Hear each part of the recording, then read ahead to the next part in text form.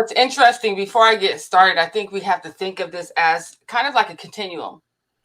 And sometimes when we might sit on this side, and then sometimes we go up and sometimes we go down. Like it's like this continuum of things that can happen in our physical health that then impacts us obviously in our whole life, right? And every sphere, right? So thinking about that, I think the biggest, I've had lots of stuff over the years, but the biggest thing for me was being diagnosed with celiac disease, and to be diagnosed at 40. So that means that and let me give you a rundown because people think, oh, you just can't eat bread. You just can't eat, gluten. I wish it was that easy. that would be the easy part. But celiac disease is an autoimmune disorder. And I literally have to continue to tell myself that all the time.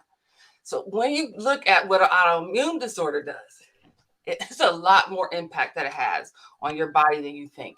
And that's a hard thing when you're used to doing certain things, you're used to being a certain way, and then you've been kind of restrained in certain things. And so, what for me, I think the biggest thing was it already did the damage because not knowing that I had celiac disease, it already did the damage. And so now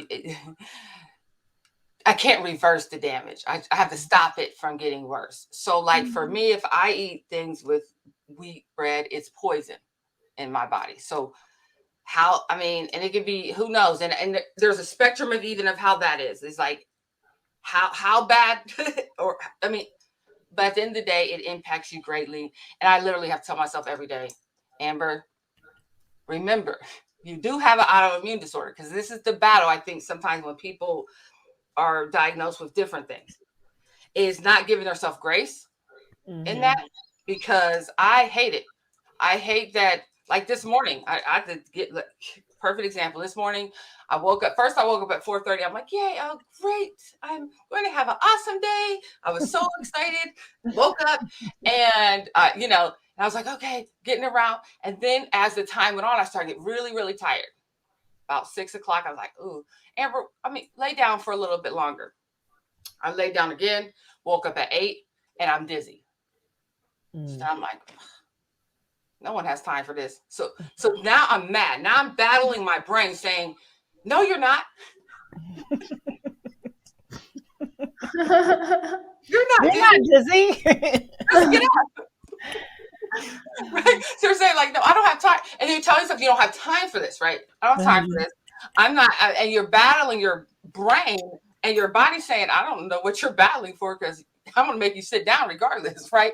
And so this battle, when you talk about first off having a chronic disease, and then the battle in all of your areas where you're like, what does this look like for me? Especially if it's not something that you have had most of your life. It's still very new for me. And so just thinking about it, I know we'll get into more of that, but so I have been, and the impact of it. So that the greater impact now that it's having is, so because I don't get enough nutrients in my body, my teeth are more brittle. My teeth are like certain things that you're like, I'm more susceptible to injuries. It just keeps adding. You're like, for real, I don't have time for this right now. Like, once again, I don't have time for this. And then so it's more stuff that comes after that. And so, I can get to some other things as well. My blood pressure's been high. I'm like, but it's all these consequences after something. So because I've been in pain from injuries, then my blood pressure is high. So I have to monitor that now. So you just add these things and you're like, okay. Wow.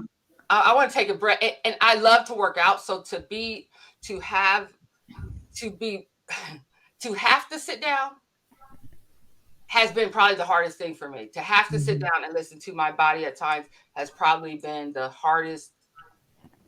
Over the last 6 years, been the hardest. Yeah. Well, and I know perhaps equally as hard. You can tell me what you think. I because I spend so much time with you, and again, this is the part where I'm not crying on Cup of Joy. We haven't done that yet. We ain't starting the day. It'll happen though. The emotional impacts, and I think about, for you, we talk all the time. I be trying to help diagnose and stuff just because I care about you. But there are times, for example, where you got sinus stuff going on, but we like, is it sinus or is it one of these other things? Or like, and then even like doing this to help that can make this worse, and just that, the not knowing. And then I know that you've battled with motivation at times and even depression.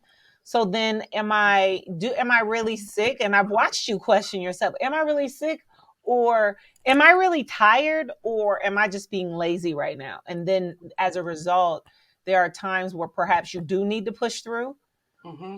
and you've maybe leveraged the disease as potentially as excuse, or there are times I know for sure where I'm like, no, I'm pretty sure you got some for real symptoms going on right now, and you're over here trying to push through